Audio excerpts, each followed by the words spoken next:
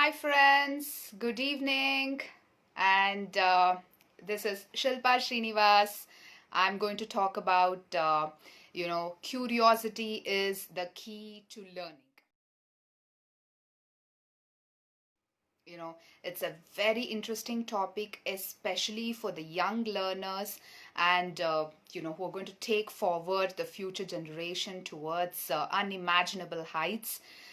How curious you have to be, and how can curiosity help you attain your goals and achieve success is all we are going to discuss about today. Let us begin with this interesting topic. Curiosity is the key to learning. Let me tell you something. Let me start off with a beautiful story. It's a simple but beautiful analogy. When we want to do something, when we want to learn something, when we are curious to know about something, it's very difficult to get motivated. The hardest part is not learning. Learning new things is quite easy, but to get motivated, especially the self motivation we all need to learn something new, is very, very hard. So how to motivate yourself and how to never give up? So on that idea, on that note, I would like to present a simple but beautiful and powerful analogy, and through that a story I would like to relate. Farmer, he decided to plant some bamboo seeds in his garden. Okay, along with bamboo seeds, he also had fern seeds. Have you seen ferns inside, a park or garden or in some farm? They are rich green in color and they grow very fast and they spread very fast. So he had some fern seeds and he also had bamboo seeds. So he took both the seeds and he sowed the seeds in the garden, and he started watering them, and he made sure that it received enough sunlight. These are the two major criteria for a plant to grow, isn't it? So he made sure that he had planted the fern seeds and he had sowed the bamboo seeds with enough sunlight, and he kept watering them. It so happened after a few days, the fern seeds, it started to sprout. Yeah, it slowly started to sprout. And he kept watering them, and they grew very well. Just in a matter of time, the fern had grown all over his garden. And it was so beautiful and green in color. Whereas the bamboo seeds had not grown at all. There was nothing on that area. He wasn't even able to identify that he had sowed the bamboo seeds over there because it was just plain ground. But remember, my friends, the farmer never forgot to water those seeds. He continued to do his duty. He never gave up. He waited for a long time. Long time means he waited for 1 and 2 and 3 years, and yet when he could see the fern which was grown all over the garden and his garden was filled with greenery, these bamboo seeds were quiet. Nothing sprouted at all, and it exactly remained in the same condition. But the farmer continued to water it. He never gave up. He was very, very patient. So, very patiently, he continued to do his duty. And finally, after 5 long years, my friends, 5 long years, you need to have a lot of patience for that. After 5 long years, tiny sprouts of bamboo came up from the ground. And the farmer was extremely delighted to see those sprouts because he had waited for 5 long years to see the growth. And finally, the sprouts had come up. And you know what? In 6 months' time, just in 6 months' time, the bamboo shot up to 60 feet. Can you imagine? It just grew up to 60 feet just in a matter of 6 months. So now, guess what? The farmer was so happy, and he realized the bamboo was preparing itself. It was preparing itself all these 5 years to make its roots very strong so that it can tolerate the growth of the bamboo till 60 feet. The roots have to be extremely strong, isn't it, to bear the strength, to bear the capacity of a 60-foot tall bamboo tree, isn't it? Continued watering and the bamboo shot up to 60 feet, and imagine the delight the farmer experienced that moment. He was so happy, and he understood that it took 5 long years for the roots of the bamboo to grow within the ground very strong, so that it could bear that 60 feet tall bamboo. It could bear the capacity. So what we all need to learn from this beautiful story is our foundation, our roots need to be very strong. And for it to become strong, we have to be patient. We cannot expect results immediately. We learn something today, we try and study hard, and we do something with a lot of focus and energy, and we cannot expect results the very next day, isn't it? It takes a long time for all of us to come up with flying colors and beautiful results. So friends, with this story, what we understand is we have to be patient, and we should never give up.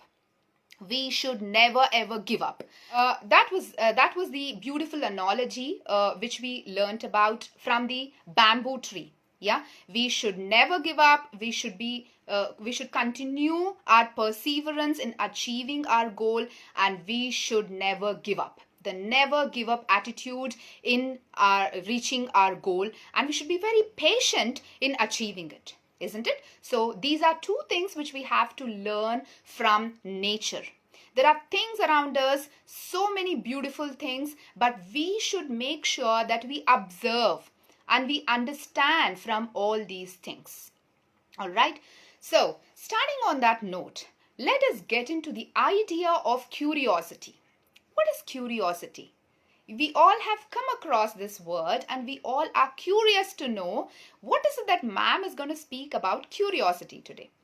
I would say curiosity is the greatest passion. It is the greatest passion of mankind, and it is also the most important attitude we all need to possess, right? And it is a superpower we possess. It has to be there in our attitude, my friends. If you do not have that curious attitude, then how can you learn new things?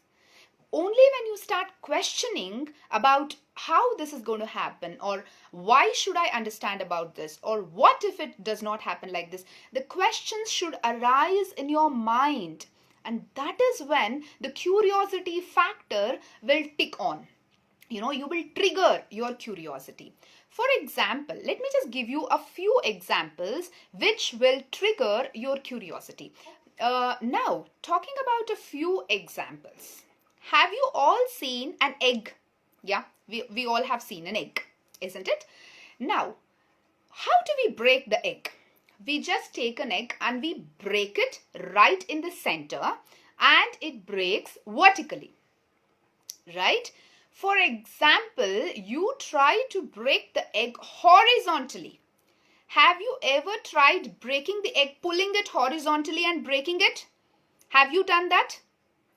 I am sure you will not be able to do it, because the pressure is so high. You will not be able to break it at all. If you haven't tried this, go back and check. Not boiling and breaking, okay? It's not about boiling and breaking. You just have to take an egg and try to break it by pulling it apart. Yeah, just the way I'm showing it to you. Just pull it apart and see if you can break it. Try this out. People, who use egg or who want to try out.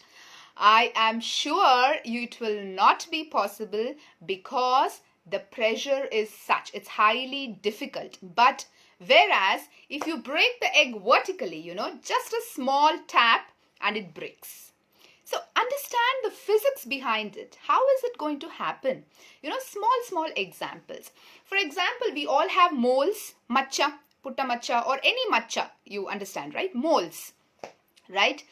Suchit, your mom is going to scold you. All right, I understand. Okay, try breaking an egg if you are an egg user, if you're an vegetarian, just for experimenting, not for any other purpose.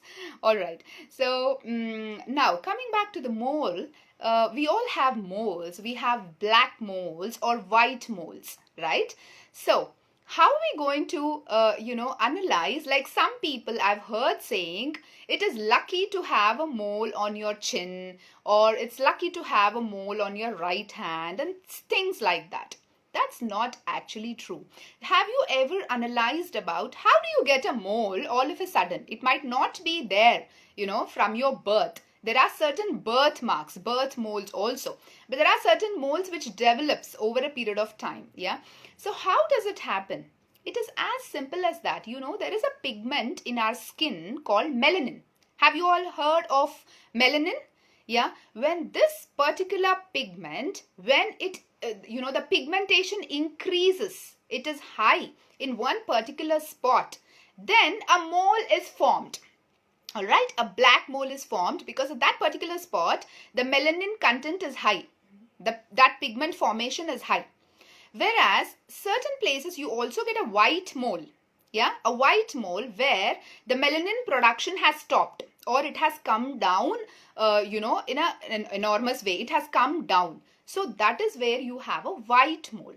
So all such things, when you observe something, there has to be questions in your mind. Also, when you get questions, you have to go look for answers, right? That is when you get the right results. That is when your curiosity is probed and you feel like asking more questions. All right, let me just give you another example.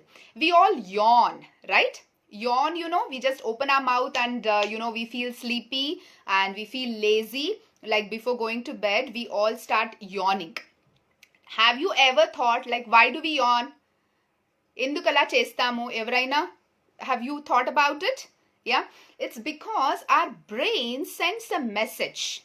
Yeah, sends a message that it is lacking oxygen. There is no oxygen, enough oxygen. So it needs fast supply of oxygen. So immediately you open your mouth wide. Your jaws are open, your mouth is wide open, and you take in oxygen in a large quantity, and that is filtered by the lungs and it is sent to your brain. So automatically the oxygen supply demand, whatever it has demanded the brain, it will fulfill. Yeah, that will get fulfilled. That is why you feel like yawning. And have you observed, it is not only humans, even animals yawn. Cats will yawn. You must have observed. So that is when, yes, lack of oxygen. When there is lack of oxygen, you feel like yawning. So you get more supply of oxygen and you feel fresh after that. All right. Let me just give you another example. We all have heard of anesthesia, right? Whenever there is any operation performed, then anesthesia is given to the patient, right? There are also other kinds of, different kinds of anesthesia, like local anesthesia and general anesthesia. When you go for a, tooth has to be removed, then an injection is given and this whole part gets numb. Right, it's just a local anesthesia. For that particular area, that anesthesia has worked and your entire jaw becomes numb. You cannot feel the pain. But rest of your body is active. You're able to see what's happening. You're absolutely conscious, but only that part is numb. Now, have you ever thought, even plant is a living being, except that it cannot move around. It is also a living being, right? So what if anesthesia is given to plants? Have you ever thought about it? Recently, somebody thought about it and actually injected anesthesia to a plant which is called Mimosa pudica. Have you heard? Touch me not.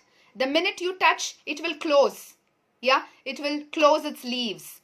So that plant, anesthesia was given, and you know what happened? It actually worked in that plant. The minute anesthesia was injected to it, it stopped closing. It became numb. Yeah, even if you touched it, it became numb. So it has worked even in plants. Such things, only people who are curious can try out different experiments, right?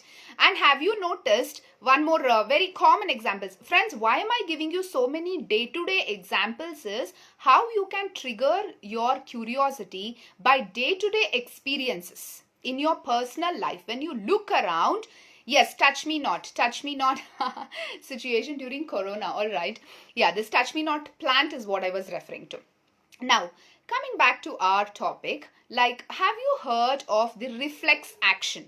You know, when a needle pricks your finger, or it pricks your skin, or when dust comes into your eyes, what will you do? You immediately close your eyes, right?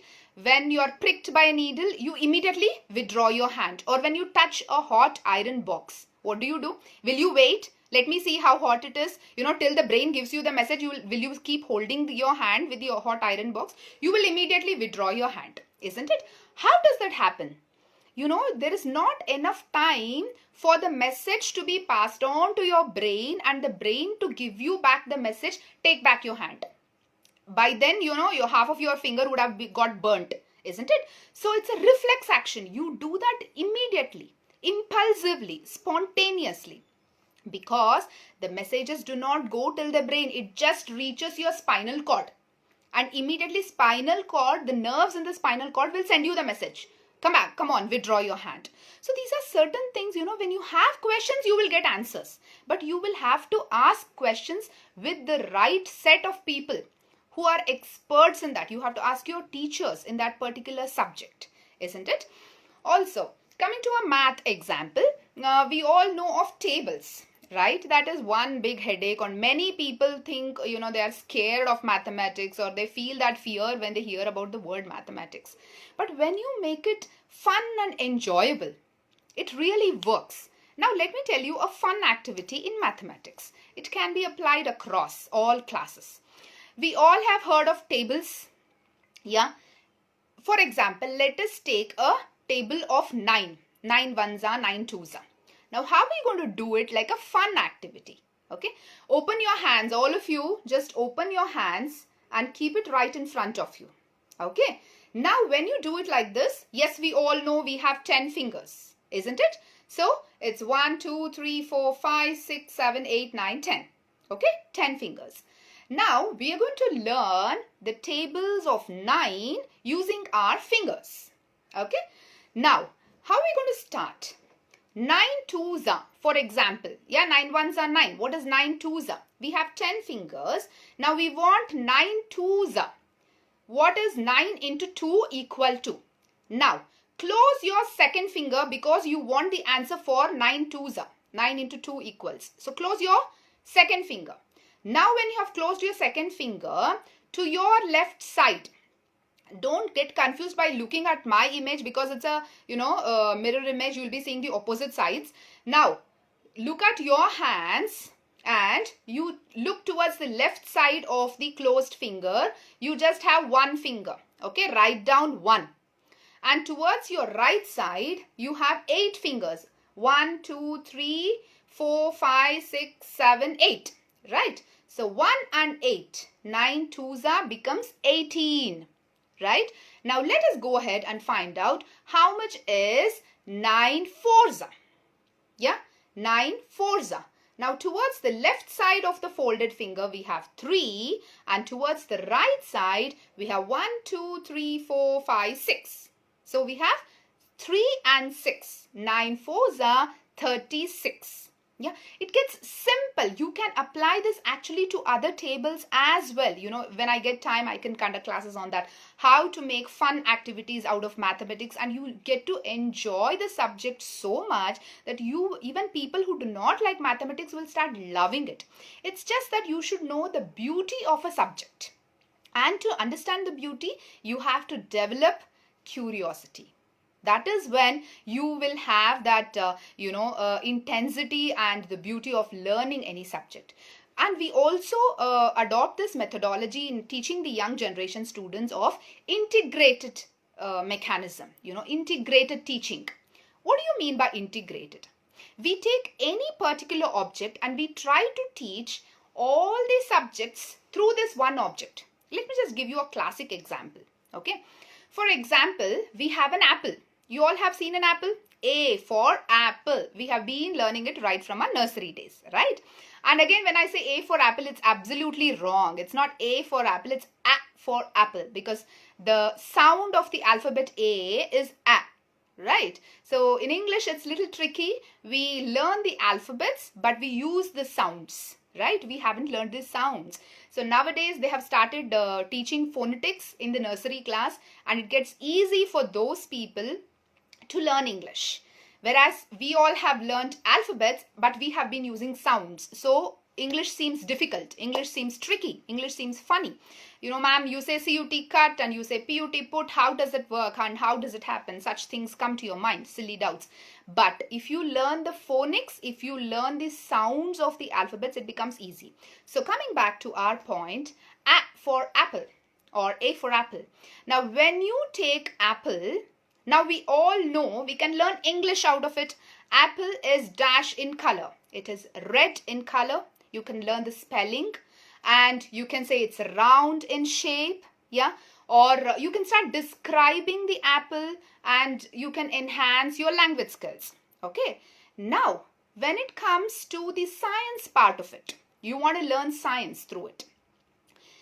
You start describing the healthy benefits of apple. An apple a day keeps the doctor away, because eating apple every day keeps you healthy, right? You will not get sick. You will get all the essential nutrients and you will stay healthy, right? And also, friends, do you know the seeds of the apple are quite poisonous? You're not supposed to eat the seeds. You must have heard your elders or your parents or people who know saying that do not eat the seeds of the apple, because it contains a substance which will produce cyanide in your body, and cyanide is poisonous. But do not imagine 1 or 2 seeds or that will be poisonous to you. 150 seeds of an apple is essential, to be a little bit poisonous.